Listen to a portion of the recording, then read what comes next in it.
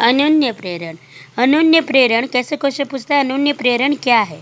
किसी एक परिपथ में धारा के मान में परिवर्तन करने पर उसके समीप रखे दूसरे परिपथ में प्रेरित विद्युत वाहक बल उत्पन्न होता है। इसे ही हम लोग क्या कहते हैं? अनन्य प्रेरण कहते हैं। अर्थात जो प्रेरित धारा होगी वो दूसरी कुंडली से क्या होगी? प्रेरित होगी। जैसे कि मान लीजिए एक कुंडली है, उसके समीप क्या रखी है? दूसरी कुंडली है। यदि हम इसके धारा के मान में परिवर्तन करते हैं तो दूसरी कुंडली के चुंबकीय फ्लक्स में अपने आप परिवर्तन होने लगेगा और फलस्वरूप क्या होगा? फलस्वरूप प्रेरित विद्युत धारा क्या होने लगेगी? इसमें उत्पन्न होने लगेगी। तो इसी को हम लोग क्या कहते हैं? अनन्य प्रेरण कहते हैं। क्या? पहली कुंडली के समीप क्या रखी हुई है? मान लीजिए दूसरी कुंडली। जब पहली कुंडली के धारा के मान में हम क्या करते हैं? परिवर्तन करते हैं तो इसके समीप वाली दूसरी कुंडली के चुंबकीय फ्लक्स में क्या हो जाता है? परिवर्तन हो जाता है। फलस्वरूप दूसरी कुंडली में भी धारा उत्पन्न होती है।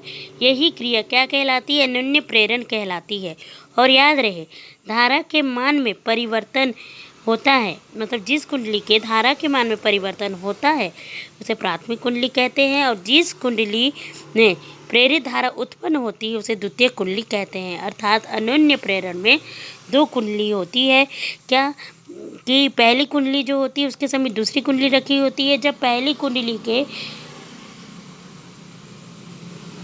धारा के मान में परिवर्तन किया जाता है तो इसके समीप रखी दूसरी कुंडली में अपने आप चुंबकीय फ्लक्स में क्या होने लगता है? परिवर्तन होने लगता है और क्या हो जाती है? धारा उत्पन्न हो जाती है, जिसे ये अनन्य प्रेरण कहते हैं। इसी को परिभाषा के रूप में बोला गया है। किसी एक परिपथ में धारा के मान में परिवर्तन करने पर उसके समीप दूसरे परिपथ में प्रेरित विद्युत वाहक उत्पन्न होता है। इसे ही अनन्य प्रेरण कहते हैं। इसमें कितनी कुंडली होती है? इसमें दो कुंडली होती हैं। एक कुंडली जिसमें से क्या होता है? धारा के मान में परिवर्तन होता है, और एक कुंडली में प्रेरित विद्युत धारा क्या होती है? उत्पन्न होती है। तो धारा के मान में परिवर्तन होगा उसे हम लिखेंगे प्राथमिक कुंडली, और धारा के मान में जिसमें प्रेरित विद्युत वाहक बल उत्पन्न होगा उसे हम लिखेंगे द्वितीय कुंडली। तो एक क्वेश्चन कैसे पूछता है?